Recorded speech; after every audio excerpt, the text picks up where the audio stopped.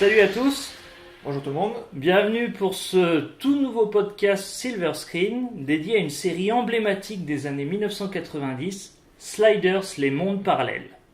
C'est une série qu'on connaît bien en France puisqu'elle a été diffusée dès 1996 sur M6. C'est une création de Robert K. Weiss et Tracy Tormé qui a duré 5 saisons, soit 88 épisodes. Et avec Silver Screen, on vous propose, selon la formule habituelle, de revenir sur 6 épisodes emblématiques de la série. C'est parti.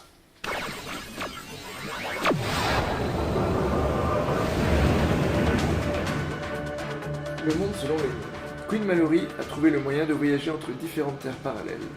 Il entraîne dans une de ses toutes premières glisses son professeur de physique, Maximilian Arturo, sa meilleure amie, Wade Wells, et par inadvertance, un chanteur de rhythm and blues, Rembrandt Brown. Pour éviter la mort dans le premier monde visité, Queen est forcé d'activer le minuteur qui, normalement, ouvre lui-même le vortex leur permettant de voyager. Certains d'entre eux tout de même revenus sur leur propre terre, les glisseurs découvrent qu'ils sont en réalité dans un monde où les Russes ont envahi les États-Unis.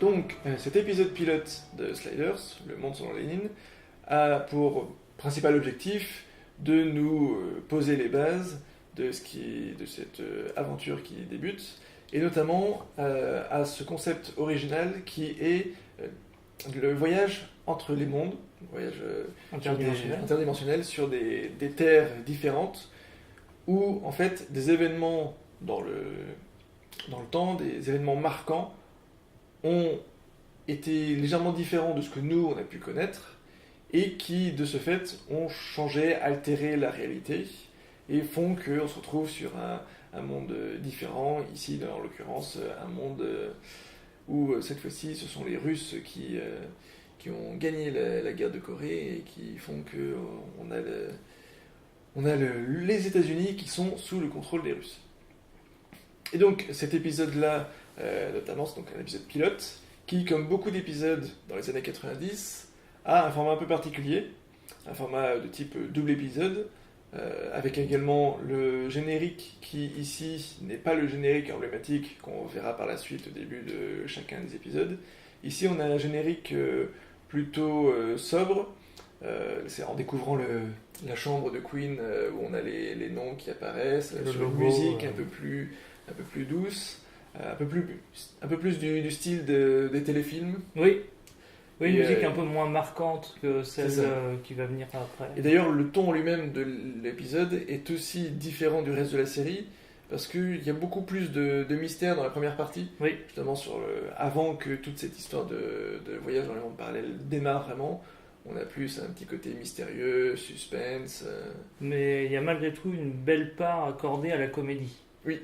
Parce que Sliders, c'est un habile mélange de science-fiction et d'humour, en fait. Oui, effectivement. Un des points forts de Sliders est de proposer, par le biais de ces mondes différents, une satire de notre propre monde. Cela est montré à de nombreuses reprises, notamment par le biais de la télévision, par exemple, où on va avoir des petites émissions qui vont apparaître à la télé.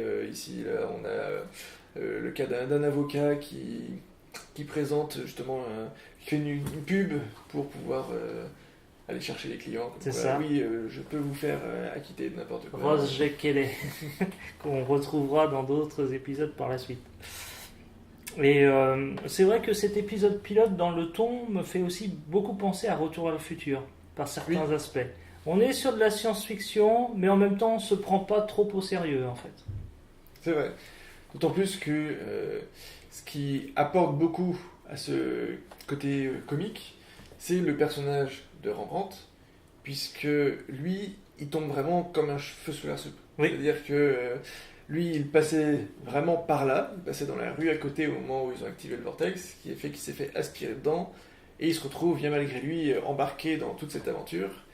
Et du fait qu'il n'ait aucun lien avec aucun des autres personnages, qu'il ne soit en rien scientifique non plus, c'est ça. Fait que dans beaucoup de situations, eh bien, il ne va pas comprendre grand-chose, et ce qui va apporter du coup cette partie comique. Et c'est certainement l'un des personnages les plus proches du téléspectateur, puisqu'il nous aide à comprendre finalement ce qui se passe dans les épisodes. Queen Mallory et le professeur apportent les éléments scientifiques et Rembrandt en quelque sorte les traduit pour le téléspectateur qui ne connaît rien à la science. Donc il y a un bon équilibre entre ces quatre personnages. J'ai toujours trouvé... on a quatre personnages sympathiques, on en a deux qui ont un ego quand même très marqué. Le professeur Arturo, incarné par l'illustre John Rhys Davies, et puis Rembrandt, joué par Cliven Derricks, qui est un personnage très amusant et très haut en couleur. Et puis à côté de ça, on a les deux jeunes, Queen Mallory, donc le créateur de la glisse, et puis Wade, qui également se sent proche des personnages d'une manière générale.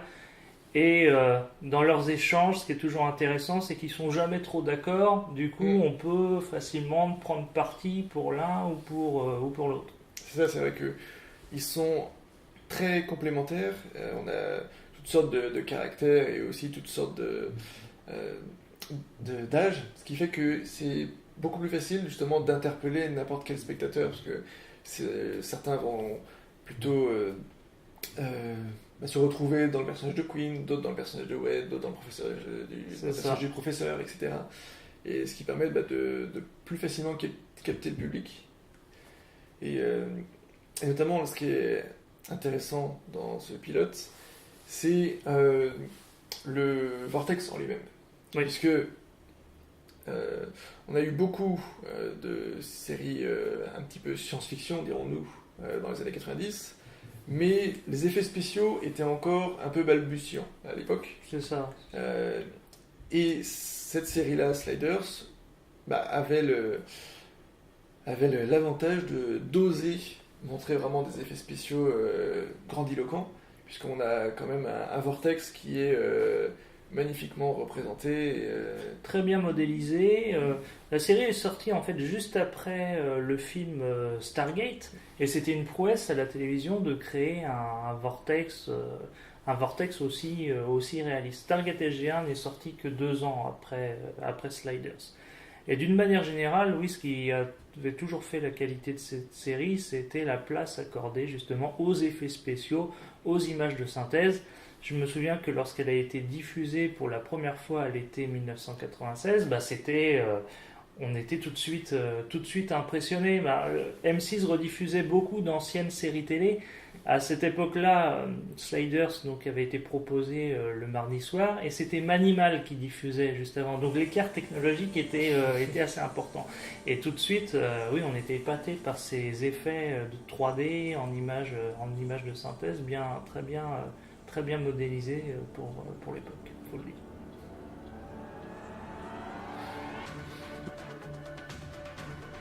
On parlait que la série permettait d'être une satire de notre monde. Et là, en l'occurrence, l'épisode-ci, on a donc le passage avec la chaîne PBS, où ils sont dans le monde communiste. Oui, c'est ça. Où, effectivement, là, on est dans un monde dirigé par les Russes, et où, là, ils ont vraiment mis l'accent très fort sur les clichés entre guillemets de ce qu'est la Russie et du contrôle, où il y a des contrôles un peu partout dans la ville. Là, donc il y a une chaîne de télé qui est une chaîne de dons type Téléthon, et où là le présentateur fait clairement comprendre que ce n'est pas tant un don qu'une obligation de donner pour la patrie. Et c'est ça qui est intéressant dans cette série, c'est que du coup d'un épisode à l'autre, ça permet de changer totalement d'axe, de nous présenter quelque chose de totalement nouveau. Des nouveaux modèles de société, et c'est vrai que la série osait des fois aller assez loin. On est toujours dans l'exagération, et c'est ça qui est intéressant. Et du coup, ce pilote-ci aussi présente le début donc, de la série qui durera pendant 5 saisons, et part sur un modèle plutôt connu, puisque ça reprend celui qu'il y a pu y avoir dans Code Quantum. Oui. à savoir donc la recherche du chez-soi, puisque là, dans cet épisode-ci, ils partent sur un nouveau monde. Normalement, le compte à rebours est supposé les ramener quand il sera terminé chez eux, sauf que pour ne pas mourir, ils sont obligés d'activer le minuteur avant la fin de ce compte à rebours, et c'est là que tout va démarrer, puisque les réglages du minuteur du coup vont partir, ils vont perdre le point d'ancrage qui les permet de les ramener chez eux, et qu'ils se retrouvent obligés à voyager de monde en monde, de terre en terre. manière totalement aléatoire. Et au début, la série nous montrait à la manière de Code Quantum le monde dans lequel tombaient les sliders. Et c'est vrai que lors de sa diffusion, la série a été confrontée à un certain nombre de problèmes, notamment du fait que les épisodes n'étaient pas diffusés dans l'ordre chronologique. Donc les scénaristes et les producteurs ont rapidement abandonné cette idée de nous montrer systématiquement le monde dans lequel ils tombaient, afin de pouvoir diffuser les épisodes dans n'importe quel ordre. Un monde sans technologie. À cause d'un accident lors de la glisse, Quinn devient une espèce de fantôme. Il n'y a que Gillian, une fille avec des dons médiumniques qui parvient à communiquer avec lui. Par ailleurs, le minuteur tombe en panne, et ils sont sur une terre où la technologie s'est arrêtée dans les années 40, et où les pièces de rechange sont impossibles à trouver. Alors du coup là on enchaîne avec un épisode de la 2e saison de Sliders qui est un monde sans technologie. D'ailleurs, faut peut-être préciser que en français, tous les titres des épisodes commencent par un monde. Oui, exactement. Alors, la question est de savoir après si c'est un choix de la société de doublage ou bien si c'est M6 qui avait demandé ça. Mais c'est vrai que en France, on a ce système-là qui n'est pas sans rappeler la série Friends, qui elle a toujours un titre celui qui a. Oui. Mais où là par contre, dans Friends, c'était aussi le cas sur les épisodes, sur les noms en VO. Ah oui, d'accord. Où on a ce libellé. Parce que je sais que dans la série Les Mystères de l'Ouest aussi, tous les épisodes commencent par la nuit de quelque chose. Mais donc là, on est sur un monde sans technologie, épisode qui fait écho à notre podcast sur Stargate SG1, puisqu'ici, Quinn Mallory se retrouve prisonnier du plan astral après que le vortex ait été frappé par la foudre. Exactement. Ici, on a une forte similitude avec l'épisode Le crâne de cristal de Stargate, puisque donc Quinn devient une sorte de fantôme et se retrouve pareil considéré comme mort ou disparu par ses comparses pendant une bonne partie de l'épisode, jusqu'à ce qu'il tombe là encore sur quelqu'un qui, comme de par hasard, a la faculté de pouvoir l'apercevoir, et à partir de là, du coup, vont pouvoir réussir à retrouver une entente et trouver une solution à leurs problèmes, puisque l'autre point fort de cet épisode, c'est que le minuteur, lui aussi, a été touché par l'éclair lors de la glisse, et il ne fonctionne plus. Or, ils sont sur un monde où la technologie n'existe pas qu'elle n'existe plus, mais elle est prohibée. Oui, du fait en fait de la bombe d'Hiroshima qui a mis fin à la Seconde Guerre mondiale. Le monde a décidé de ralentir l'évolution de la technologie. Et tout comme ce qu'on expliquait pour le premier épisode où on parlait de Sliders qui peut peut-être être une satire de notre société, là il y a certains points un peu plus discrets, mais ici qui sont expliqués, où on nous explique par exemple que dans cet épisode-ci, le Queen de ce monde est mort de la polio. Oui. Parce que c'est une maladie qui tue encore des milliers de personnes tous les ans, et où nos glisseurs, eux, sont effarés d'apprendre ça, puisque dans notre monde à nous et à eux, la polio n'existe quasiment plus, ou du moins il y a des vaccins contre ça. Et où là, en fait, eh bien, ça nous montre que la technologie n'est pas forcément toujours mauvaise, qu'elle peut avoir des bienfaits, comme là pouvoir découvrir des vaccins ou des remèdes. Exactement. Et que c'est principalement l'utilisation qu'on en fait qui, elle, peut être répréhensible. Et ici aussi, il est question de religion, beaucoup. Vu que la population a peur de la science, ils ont tendance à se rapprocher du sacré, de la religion, pour les rassurer.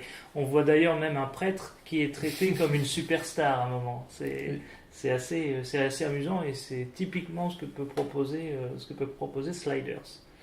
Oui, parce que là, du coup, on a presque une chasse aux sorcières qui est faite envers n'importe quelle personne qui aurait un appareil ou quelque chose qui semblerait évoluer technologiquement. C'est ça. Et c'est assez intéressant Et le voir. professeur Arturo, à un moment, se fait arrêter juste parce qu'il porte une montre digitale. Oui. On voit le côté un peu extrémiste de ce monde parallèle.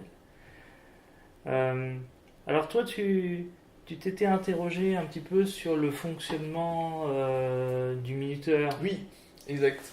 C'est vrai que dans cet épisode-ci, lorsqu'ils arrivent, donc, ils constatent que Queen a disparu, mais également que le minuteur, lui, est défectueux. Et la première chose à laquelle ils pensent, c'est qu'il faut absolument qu'ils réparent le minuteur avant de louper la glisse. Voilà.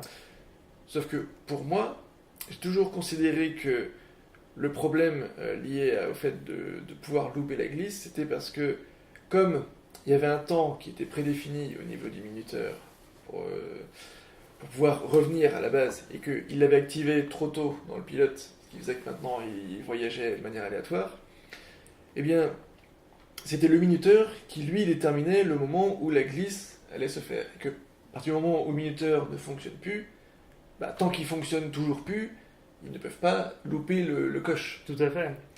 Alors qu'en fait, il semblerait qu'il existe une scène perdue. Une scène perdue, en fait, qui avait été tournée durant l'épisode Un monde hippie, donc qui est le deuxième épisode de la série télévisée, donc dans lequel notre groupe de glisseurs se retrouvait divisé en deux du fait justement d'un dysfonctionnement du minuteur qui ne fonctionnait pas encore avec un décompte. Ils étaient en mesure d'ouvrir le vortex à n'importe quel moment, mais ça créait une surcharge d'énergie.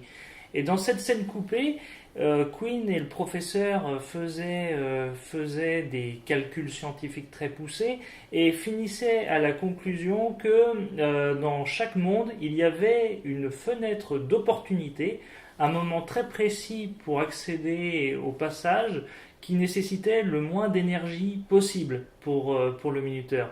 Et que s'il loupait cette fenêtre d'opportunité, il restait bloqué sur la Terre parallèle pendant 29,7 ans. Mais tout le problème, c'est ce qu'on évoquait tout à l'heure pour l'épisode pilote, c'est que les épisodes n'ont pas été diffusés dans l'ordre. Un monde hippie, je crois, n'a été diffusé qu'en cinquième position. Donc, lors de la diffusion, la Fox, tout simplement, a supprimé cette scène explicative qui nous expliquait pourquoi nous avions un décompte sur le minuteur alors qu'il n'y en avait pas dans l'épisode pilote.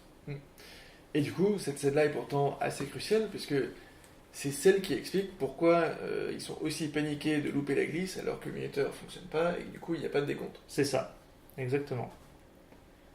Alors on a aussi dans cet épisode des scènes assez amusantes parce que Queen est prisonnier dans le plan astral et donc c'est le professeur Arturo qui a pour charge d'essayer de réparer le minuteur.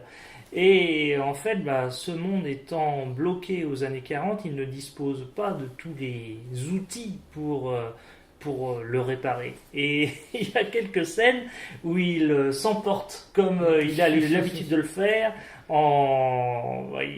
Il s'énerve en utilisant des termes qui lui sont propres, tels imbécile heureux ou ce genre de choses. Donc il y a pas mal d'humour dans Oui. Un monde sans technologie. Notamment aussi, l'humour arrive du fait que Queen étant sur un plan différent d'existence, donc il n'y a qu'un seul personnage qu'ils vont rencontrer, Gillian, qui est une jeune serveuse, qui peut le voir. Oui.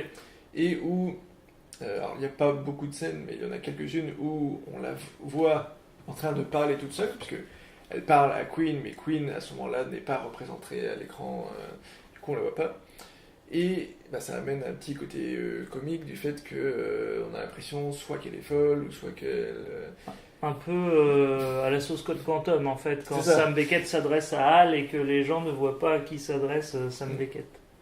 Ça, et puis du fait que Queen aussi, devant prouver qu'il existe, qu'il est vraiment là, que Gillian n'est pas juste folle, eh bien, il doit donner des indices prouvant que c'est bien lui, et notamment il en arrive à révéler des anecdotes un peu croustillantes et un peu gênantes et qui viennent embarrasser ses camarades. C'est ça. Et la conclusion de l'épisode aussi est assez humoristique. On peut pas vous la révéler puisqu'on va vous inciter à revoir les épisodes, mais c'est très amusant à regarder. Un monde de renommée. Les glisseurs parviennent enfin à retourner dans leur monde d'origine. Ils deviennent rapidement des vedettes, et la carrière musicale de Rembrandt décolle alors que Wade publie son journal intime. Sauf que Queen n'est pas sûr qu'il s'agisse de leur terre. Il prouve enfin qu'il y a un problème quand il découvre que le Golden Gate Bridge est bleu. Pendant ce temps-là, le professeur Arturo s'octroie la paternité de la glisse.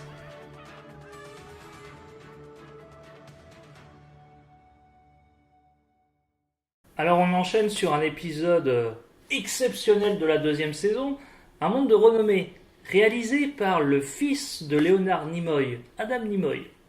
Il fallait le dire pour l'anecdote. Cet épisode est très particulier puisque les glisseurs sont censés retourner chez eux. Oui, parce que même si je trouve que les indices qu'ils essayent de repérer à chaque fois pour être sûr qu'ils sont chez eux sont un petit peu faibles, mais effectivement, quand ils arrivent là sur ce monde, Queen commence d'abord par repérer une voiture abîmée et qui est arrivée juste avant qu'il glisse la première fois, et il arrive devant le fameux portail qu'il a devant chez lui, il essaye de l'ouvrir et celui-ci grince. Voilà. Sa mère sort, elle est très contente de le retrouver. Voilà, ça y est, ils sont enfin rentrés chez eux. Et on se dit, ça y est, c'est la fin de la série. C'est ça. Sauf qu'on n'en est que à la deuxième saison. C'est ça. Et que à l'épisode 8. Voilà. Donc, il y a forcément Anguille sous roche. C'est exactement. Et bon, c'est un épisode surprenant par bien des aspects. L'une des particularités ici, c'est que le professeur Arturo va chercher à s'octroyer la paternité de la glisse. Oui, effectivement, alors qu'au tout début de l'épisode, il explique que tant qu'il y a ces 5% de marge d'erreur dans leur calcul qui empêchent que la glisse puisse être utilisée de manière sûre pour voyager d'un monde à l'autre sans devenir aléatoire, et donc qu'il faut garder ça secret en attendant, et bien dès le lendemain, il passe à la télé en expliquant qu'il a découvert le moyen de voyager entre les mondes et que c'est sa grande découverte et qu'il va bientôt avoir le prix Nobel à cause de ça. Il va même avoir une statue érigée où ça va être marqué que c'est le père du voyage interdimensionnel. Donc incroyable, on se demande ce qui se passe. La série joue un petit peu de ça dans cette deuxième saison sur le fait que potentiellement le professeur est peut-être un peu jaloux de son élève. C'est évoqué dans Un monde mystique quand il rencontre une voyante. La voyante en question dit vous êtes jaloux du talent de ce jeune homme, un petit peu comme Salieri avec Mozart. John Rhys Davies ne voulait pas en fait que son personnage aille dans cette direction-là. Il avait souvent l'impression que les scénaristes voulaient faire de lui un petit peu le méchant professeur de perdu dans l'espace.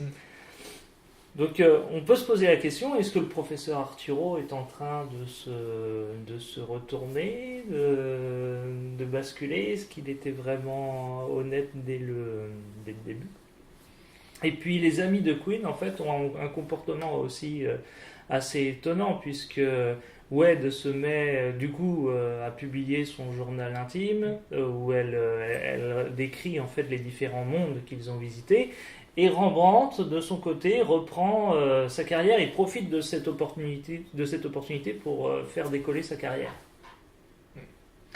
Et là, fait intéressant, je trouve dans cet épisode, c'est le fait que la tournure est bien amenée, puisque l'épisode commence en fait lorsque Rembrandt semble être chez le psy, en train de raconter ce qui lui est arrivé, et notamment axe en fait le récit sur le fait que tout se passait bien, mais Queen n'arrêtait pas de venir les embêter, à leur dire mais non, on n'est pas chez nous. Ouais, c'est ça. Pourquoi est-ce que vous avez parlé de la glisse, on devait garder ça secret, et puis alors que vous, vous faites votre carrière autour de ça, que le professeur Arturo a tout pris. Donc l'épisode est assez bien amené, puisque pendant une grande partie de l'épisode, on doute plus de Quinn en lui-même Oui, que des autres personnages. oui, Jusque l'élément révélateur qui indique que finalement Quinn pourrait avoir raison. Et c'est là où on a un retournement de situation total, et c'est ça qui est intéressant. Surtout que, bon là, on va spoiler légèrement la fin, oui. parce qu'on est obligé, pour pouvoir parler de cet épisode-ci, de devoir spoiler. Donc, si vous ne désirez pas connaître la fin de l'épisode, eh bien, vous avancerez un peu plus loin. Au suivant, on va vous mettre le temps en dessous pour aller directement à l'épisode 3. C'est ça. Parce que donc, si vous êtes toujours présent, il s'avère qu'en fait, le professeur Arturo, qui donc s'est octroyé la découverte de la glisse, est en fait le double de ce monde du professeur Arturo qu'on connaît, puisque dans ce monde-ci, en fait, les 4 personnages ont aussi glissé, excepté le professeur Arturo qui, lui, a eu peur au dernier moment et a préféré rester. C'est pour ça que tout le monde est aussi content, en fait, de les voir revenir, et c'est pour ça qu'ils se sont fait avoir là-dessus. C'est parce que leurs doubles ont eux-mêmes fait exactement la même expérience de leur côté. Exactement. Et cet épisode est important, justement, avec cette histoire de double du professeur Arturo, puisque c'est un épisode qui marque une des très grandes théories de la série Sliders, qui est de savoir quel professeur est resté sur cette terre et lequel a finalement glissé avec eux. Et on a revu l'épisode avant de tourner le podcast, et c'est extrêmement difficile, au travers du visionnage, de déterminer quel professeur a glissé, puisque les deux hommes sont habillés exactement de la même façon. Ils sont habillés de la même façon. Les deux histoires qu'ils racontent expliquant pourquoi l'un était enchaîné et pas l'autre se valent tout autant l'une que l'autre. C'est ça. Donc il n'y a pas de preuve que celui qui était enchaîné, c'était le vrai enchaîné depuis le début. Même chose.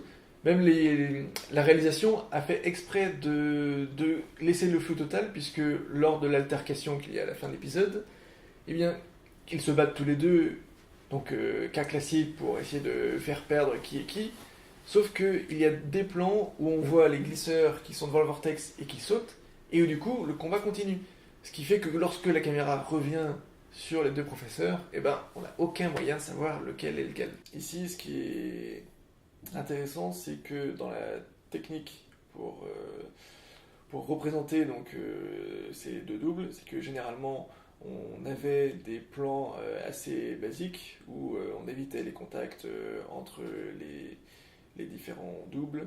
On avait des plans où ils étaient face à face, mais où on voyait clairement qu'ils étaient séparés par le milieu et que l'acteur ne devait pas dépasser la moitié pour que l'autre, non, enfin, le même acteur ne devait pas dépasser la moitié dans l'autre côté pour ainsi réussir l'illusion, mais que pourtant, dans cette scène-ci, lorsqu'ils se battent tous les deux, eh bien là on a de vraies interactions et pourtant à aucun moment on a l'impression que l'un des deux est juste une doublure et à l'écran ça rend extrêmement bien. They finally made it home. Never gave up hope. But something Look at the headline. is definitely What are you doing? What does it look like I'm doing? Wrong. Is that you? New Sliders, Friday at 8, 7 Central. Oui, un très bon épisode de Sliders, et le co-créateur de la série, Tracy Tormé, a toujours refusé de dire de quel Arturo il s'agissait, lequel a glissé, et il a dit qu'il y avait des indices au travers de cet épisode et des épisodes suivants permettant de déterminer quel professeur avait glissé. Oui. Alors nous, donc, comme vous l'avez dit, on a regardé l'épisode, on n'a pas trouvé d'indice. Maintenant, si vous, par la suite, vous avez l'occasion de regarder l'épisode, et si vous avez des idées, des hypothèses, eh ben, n'hésitez pas à les mettre en commentaire. Peut-être que ça nous permettra, à nous aussi, de nous faire une idée un peu plus précise de la vérité de qui est qui. On interagira. Un monde sans ressources. Dans un monde où les ressources sont très basses, les chercheurs ont presque découvert le moyen de glisser. Logan Sinclair, une jeune scientifique participant au projet, révèle que le double d'Arturo est mort en tentant de glisser une première fois. Elle demande leur aide au professeur et à Quinn. Avec un monde sans ressources, on bascule dans la 3e saison de Sliders. En fait, c'est le premier épisode de la 3e saison qui a été tourné. Pour l'anecdote, la production qui était à l'origine à Vancouver est passée à Los Angeles. Ça se ressent dans les décors qui sont utilisés. On voit très bien qu'on a abandonné l'atmosphère un peu pluvieuse de Vancouver pour les décors ensoleillés de la Californie. Les budgets sont plus conséquents aussi. Je ne sais pas si tu avais fait attention à ce détail-là, mais on voit qu'il y a beaucoup plus d'effets spéciaux par rapport aux deux premières saisons. Notamment dans cet épisode-ci où il va être question d'autres vortex et où du coup effectivement on va avoir le droit de le voir à plusieurs reprises dans l'épisode, alors que les saisons suivantes, les saisons précédentes, on le voyait une fois en début, une fois en fin d'épisode et c'est tout. C'est ça. Voire même parfois pas du tout, il était juste on voyait la lueur en arrière-plan, on voyait le hors-champ, on avait la lueur et les glisseurs qui sortaient du champ de la caméra. Alors moi, c'est l'un de mes épisodes préférés. Je trouve que on retrouve bien cet état d'esprit Sliders. Là, on a pas mal de moments de comédie. Là, dans cet épisode notamment, Rembrandt se retrouve persécuté par une fan qui est vraiment obsédée par le charmeur et qui va le retenir prisonnier chez elle. Et puis à côté de ça, eh bien, on a ce que tu disais,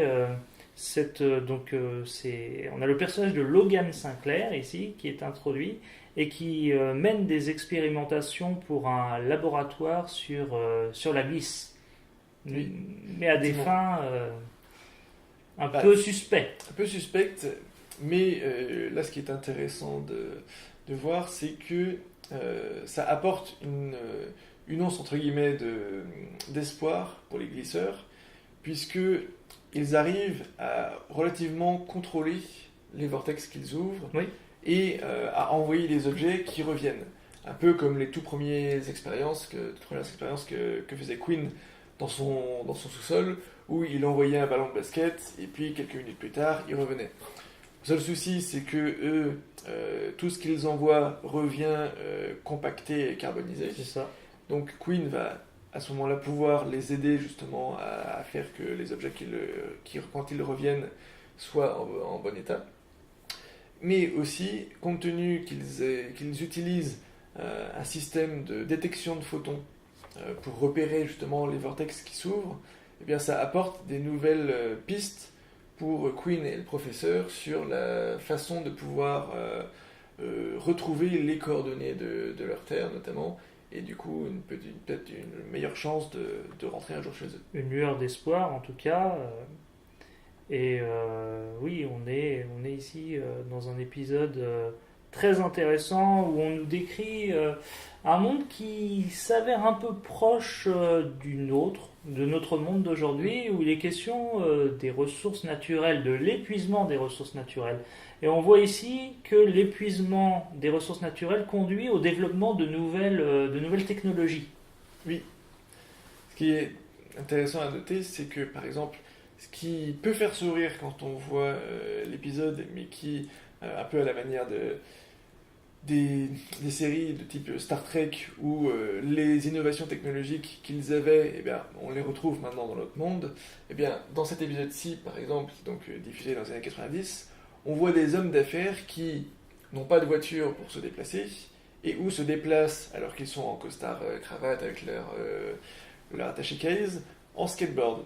Voilà. Ce qui, du coup, fait un rapprochement avec notre époque à nous maintenant, où ce ne sont pas des skateboards, ce sont des trottinettes, mais on se retrouve avec ce décalage entre le look adulte, entre guillemets, et le moyen de transport écologique et plutôt jeune, plutôt... C'est ça, et il est question aussi des changements de mode d'alimentation. Oui, puisque là, il tombe sur un marchand de hot dog ambulant, sauf que c'est pas du hot dog qui vend. Non, c'est de la bio-purée. C'est ça. Donc c'est des problématiques en fait auxquelles on est confronté aujourd'hui. Et ça montre aussi que Sliders aurait toute sa pertinence dans le monde de maintenant. Parce qu'il y a des choses qui sont proposées dans les épisodes de la série qui s'avèrent vraies dans le monde d'aujourd'hui. Et c'est intéressant d'avoir ce recul.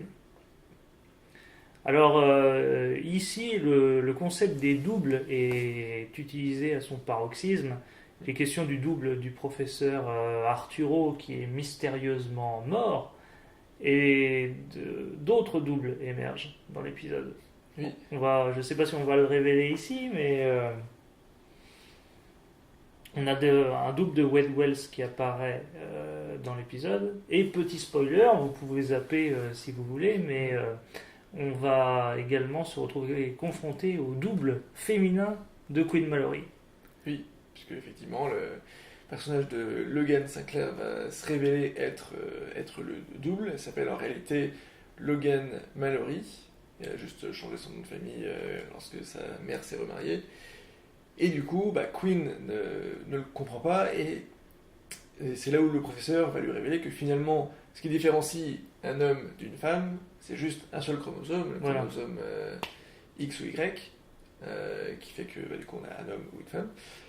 Et ce qui est amusant, c'est que là aussi on pousse un peu le côté double au paroxysme, puisque Queen va même avoir une petite relation amoureuse, ou presque, avec son propre double, puisque elle, en tant que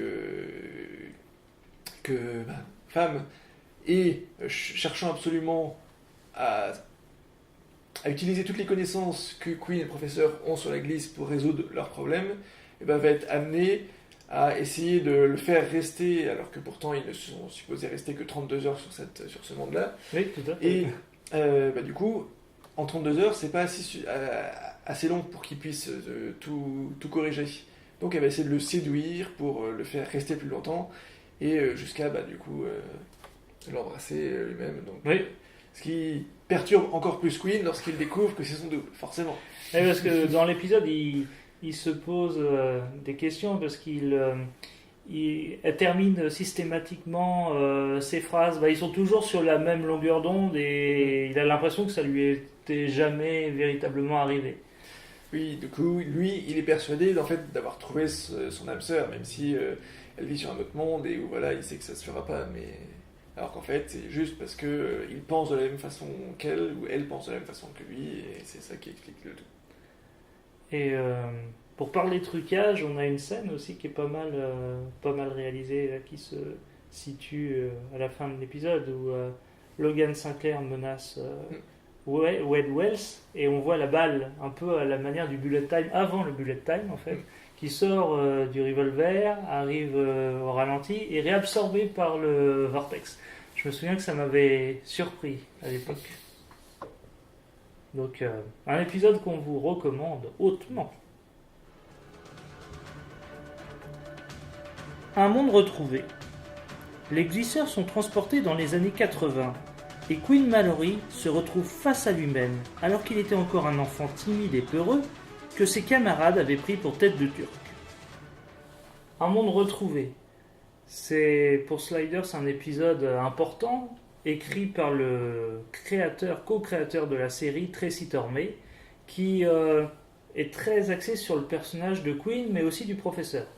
Oui, effectivement, puisque dans cet épisode, donc, Queen a l'opportunité de revenir dans son passé, d'une certaine façon, puisqu'il débarque sur un monde où le temps n'a pas évolué de manière totalement identique, puisque même s'ils sont toujours en 1996, ils se retrouvent dans une époque semblable aux années 80, à l'époque où Queen justement venait de perdre son père. C'est ça.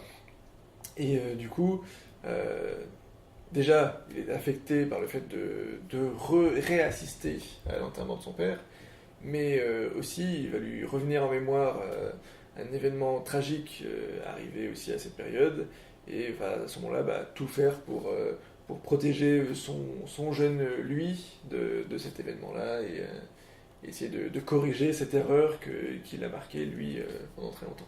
Et parallèlement à ça, dans le monde précédent, le professeur Arturo apprend qu'il est atteint d'une maladie incurable et qu'il lui reste très peu de temps à vivre. Ça peut être aussi bien un mois qu'une année. Dans un premier temps, il souhaite éventuellement abandonner la glisse et Quinn l'incite à glisser avec eux, mais sans que leurs autres compagnons soient au courant qu'il est atteint de cette maladie. Ce sera un petit fil rouge de cette saison, puisque la maladie du professeur sera évoquée dans deux autres épisodes. Alors, c'est ça. On a ici une histoire qui présente aussi bien les tourments de Quinn, qui a vécu donc la mort de son père et des difficultés avec ses camarades à l'école. Et puis à côté de ça, on a le professeur Arturo qui essaye de se passer outre cette mort qui est imminente. Il en profite en fait pour profiter de la vie, pour découvrir d'autres choses. On le voit notamment aller à l'opéra, louer une magnifique voiture, faire du saut à l'élastique. C'est un épisode, il y a pas mal d'humour malgré le côté un peu dramatique de l'épisode. Oui, c'est vrai que malgré l'aspect très dramatique de l'annonce de la maladie du professeur, au final, l'aspect un peu dramatique de l'épisode va venir plutôt du personnage de Quinn vis-à-vis de son jeune lui. Alors qu'à l'inverse, le professeur Arturo, lui, va apporter plutôt l'élan de bonne humeur et de comédie avec toute cette envie en fait de vouloir vivre, puisque il va faire tout cela avec Rembrandt et Wade, puisque Quinn est occupé, et les deux là, eux ils sont pas du tout au courant. Non, donc, du coup, ils comprennent pas ce qui lui arrive. Ils comprennent pas trop, voilà, ils ont juste l'impression que voilà, il a un petit grain de folie. Et on a l'impression en fait que Tracy Tormé a donné ce prétexte de maladie pour faire évoluer le professeur Arturo, qui dans les 2 premières saisons a un ego très fort et très fier d'être professeur d'ontologie et de cosmologie. Il met souvent en avant son savoir scientifique, et ici on essaye de lui donner un côté plus humain, plus chaleureux. On sait aussi que du côté de la production, à cette époque-là, il y avait déjà des difficultés depuis la 2e saison avec John Rhys-Davies, qui se plaignait régulièrement des scénarios de la série, qui pour lui n'allaient pas assez loin. Et il y a un producteur, Jacob Epstein, qui a récemment dit que aussi cette maladie pouvait servir de prétexte pour retirer le personnage du professeur Arturo si c'était nécessaire, de faire montrer à John Rhys-Davies que son personnage n'était pas forcément indispensable. C'est ça, que malgré que ce soit un personnage, pas un des 4 personnages principaux, et bien qu'à tout moment il pouvait être évincé de la disparaître de la série. Et c'est vrai que la série Sliders est assez inégale au fur et à mesure des saisons, par bien des aspects, parce qu'il y a les problèmes de budget qui font que les 2 premières saisons, on voit que le budget est plus réduit, les saisons 3, elle est un peu mieux. Et qu'après 4 et 5, plus réduit. 5, ça redescend un peu. Pareil en termes de scénario et d'écriture, on voit qu'elle est assez inégale. Et malheureusement, elle a eu beaucoup de problèmes, puisque également au niveau de l'entente des acteurs vis-à-vis de la production, il y a aussi eu pas mal de problèmes là-dessus. Très compliqué. Et c'est une série qui a quand même réussi à survivre 5 saisons malgré tous ces problèmes. Oui, la vidéo des Chroniques du Méa revient sur Sliders de manière assez détaillée, sur ces difficultés de production, et je pense qu'on le rejoint sur pas mal d'aspects. On est effectivement face à une série inégale, mais qui possède aussi des très bons moments, comme cet épisode-là, Un monde retrouvé, et d'autres épisodes emblématiques, notamment ceux écrits par Tracy Tormé.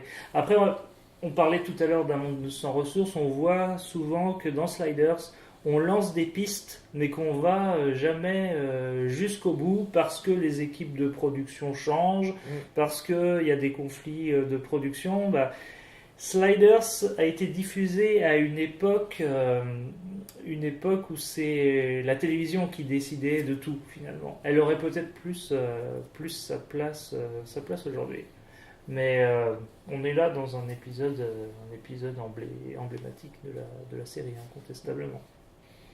Et puis surtout, dans cet épisode, tout le monde rêve d'avoir la même chance que Quinn, qui est de recroiser donc sa maîtresse de l'époque, pour qui, comme beaucoup d'enfants qui ont une jolie maîtresse, avaient le béguin pour elle, sauf que là, en tant qu'adulte, il a l'occasion de pouvoir en profiter un petit peu. C'est ça. Alors qu'il sait pourtant que il est là que pour pas longtemps, mais et là on envie un peu Quinn.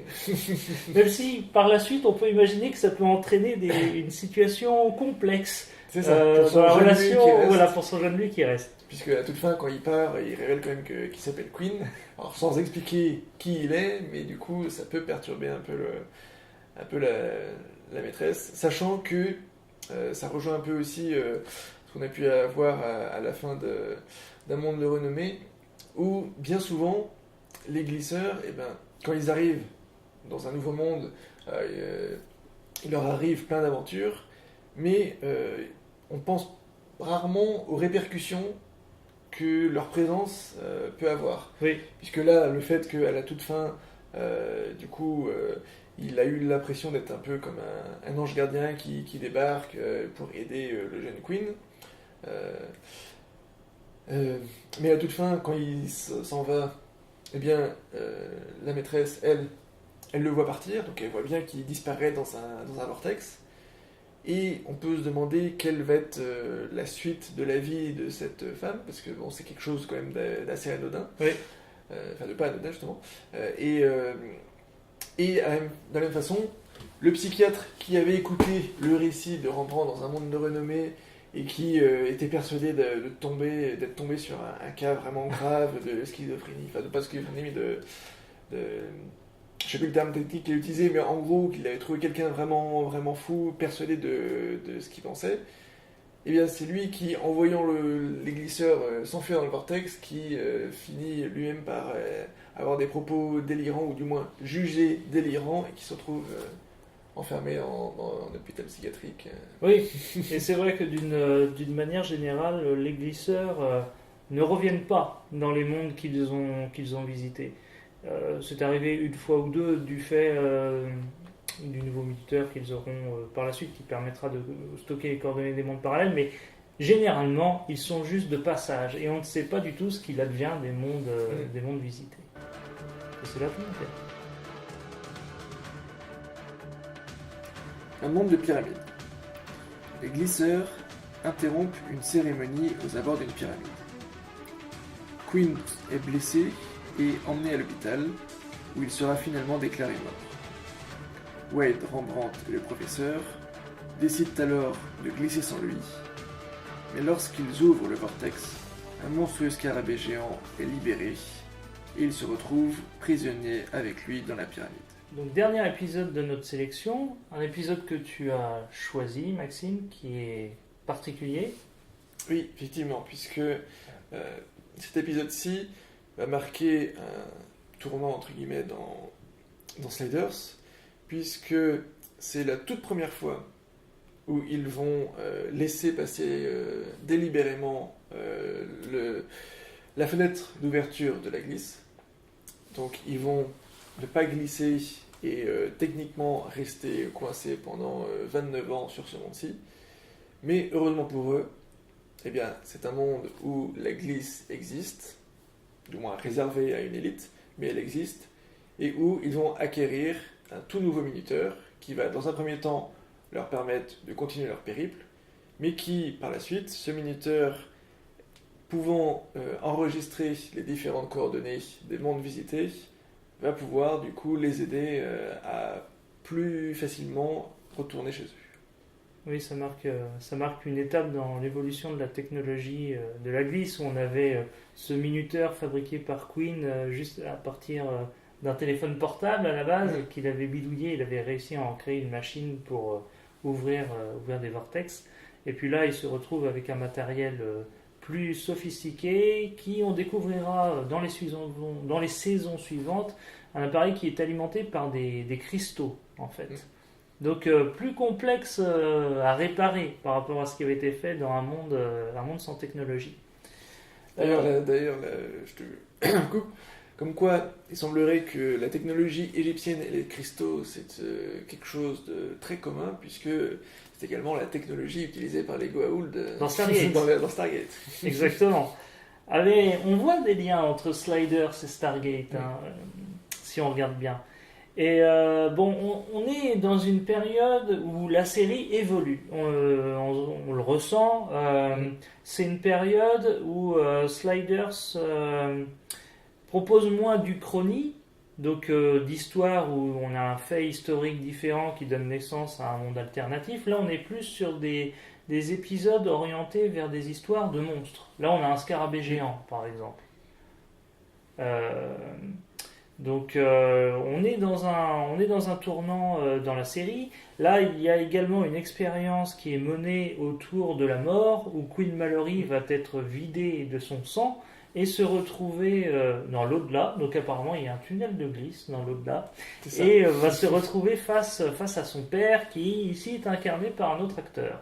Oui. Alors, dans un premier temps, on a l'impression qu'ils veulent justement essayer de dissimuler le visage de l'acteur pour ne pas qu'on se rende compte que c'est pas vraiment que c'est pas le même acteur qui incarnait son père dans les précédentes saisons, jusqu'à un des derniers plans où là on voit très clairement que c'est un autre acteur. Oui. Alors je ne sais pas si c'était un souci de tournage ou de montage qui ont fait que... À mon avis, un souci de changement de localisation. Avant, on était à Vancouver, donc on retrouvait souvent les mêmes acteurs, c'est-à-dire que dans les premières saisons, on retrouve toujours le double de Gomez Calhoun qui gère l'hôtel Dominion. On retrouve Ross J. Kelly, le fameux avocat que tu évoquais tout à l'heure. Conrad Benich Jr., l'ami étudiant de Quinn. Et dès qu'on arrive en Californie, dans la 3e saison, tous ces personnages récurrents disparaissent, en fait. Et même Madame Mallory, l'actrice Linda Henning, ne sera pas présente tout au long de la série. D'ailleurs, effectivement, puisque dans l'épisode précédent, on ne l'a pas évoqué, mais dans Un monde retrouvé, un monde de renommée. Un monde de renommée, pardon.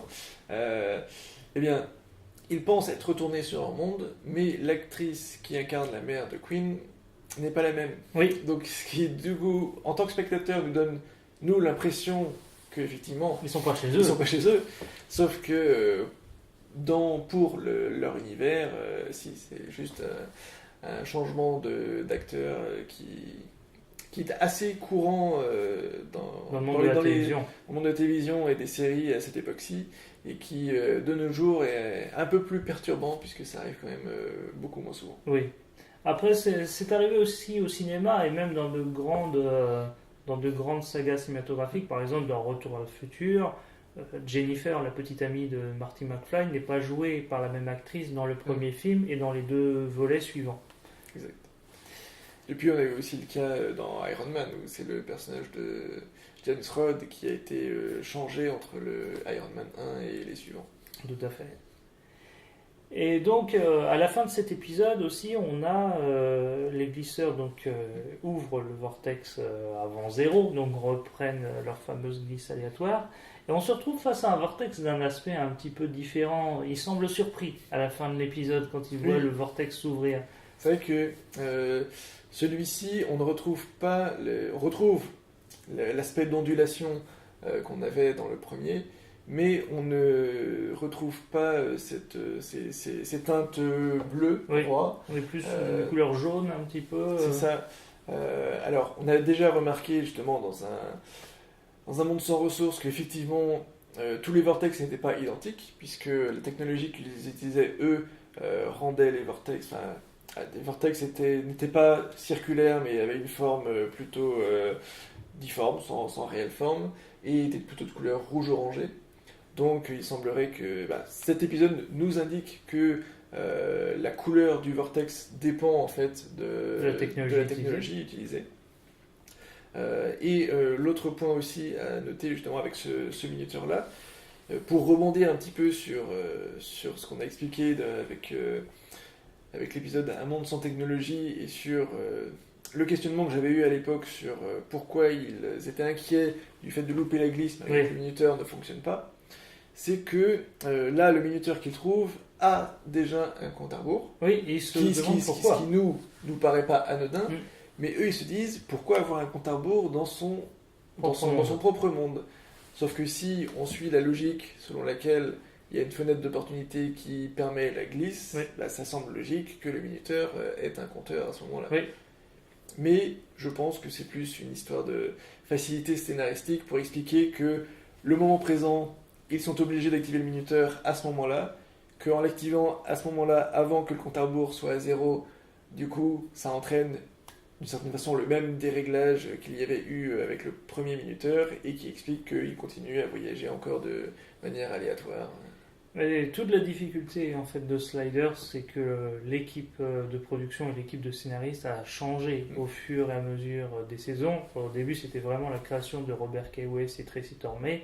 Tracy Tormey a été obligé de quitter le navire durant la 3e saison, et ça s'en ressent petit à petit dans cette 3e saison, qui pourtant est une saison que j'apprécie parce qu'il y a des moyens plus conséquents, il y a des idées de monde très intéressantes. Par exemple, le monde de justice médiatique ou l'épisode de Noël, Un monde endetté. Mais globalement, on va vers des histoires qui pillent un peu les scénarios à la mode du moment, les films à grand spectacle du moment. On a l'épisode avec Twister, l'épisode avec Mad Max, l'île du docteur Moreau, on a les Morlocks de la machine à explorer le temps. Et c'est ce que reprochait John Rhys Davies, et c'est ce qui a amené à son éviction de la série, malheureusement, au milieu de la saison 3.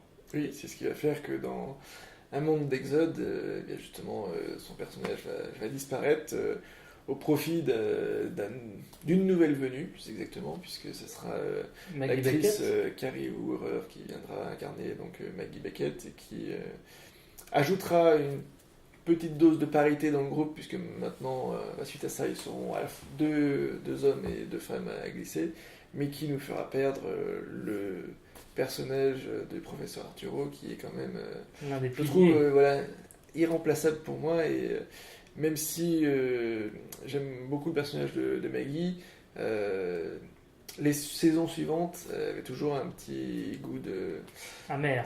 C'est ça, de manque du professeur. C'est vrai que après, c'est Sci-Fi qui va reprendre la série, et à partir de la 4e saison, on va revenir un peu sur plus de science-fiction, mais effectivement cette équipe originale manque. Alors on a fait le choix ici sur les 6 épisodes de se focaliser sur Sliders classique, comme on l'appelle, donc la période où il y a le professeur Arturo. Après, ça ne veut pas dire qu'il n'y a pas de bons épisodes dans les saisons suivantes. Dans la 4e saison, par exemple, vous avez le monde virtuel qui était intéressant, ou également le monde robotisé avec le double de Maggie qui glisse dans un monde parallèle et notre Maggie qui reste coincée. Je pense également à un monde fantomatique où les glisseurs sont bloqués dans un hôtel et que le personnage de Colin se retrouve un peu dans le plan astral, comme dans un monde sans technologie. Et puis justement, il y a aussi donc, ce personnage de Colin Mallory qui, je trouve, est un plus assez intéressant, puisqu'il apporte un peu de fraîcheur, en fait, dans l'équipe, puisque son personnage, lui, a vécu dans un monde où il y avait, qui était assez basique, un peu type petite maison dans la prairie, et du coup, chaque nouveau monde qu'il découvre est pour lui incommensurable de découvertes, En fait, on a l'impression de voir un enfant qui débarque dans un magasin de jouets. Qui va s'émerveiller de la technologie. Et le personnage de Colin, en fait, va permettre à Rembrandt d'évoluer. On a un Rembrandt qui va devenir un peu moins comique, un peu plus sage, un peu plus sombre aussi. Et donc, ça va permettre à Clive Derricks de faire évoluer son personnage. Donc, tout n'est pas acheté dans les saisons suivantes. Il y a des choses très intéressantes. Après, notre période préférée reste quand même Sliders classique. Voilà. Et puis, on souhaitait terminer cette vidéo en parlant de l'actualité de Sliders et du mouvement actuel Bring Back Sliders, auquel se sont joints Jerry O'Connell et John Rhys Davies.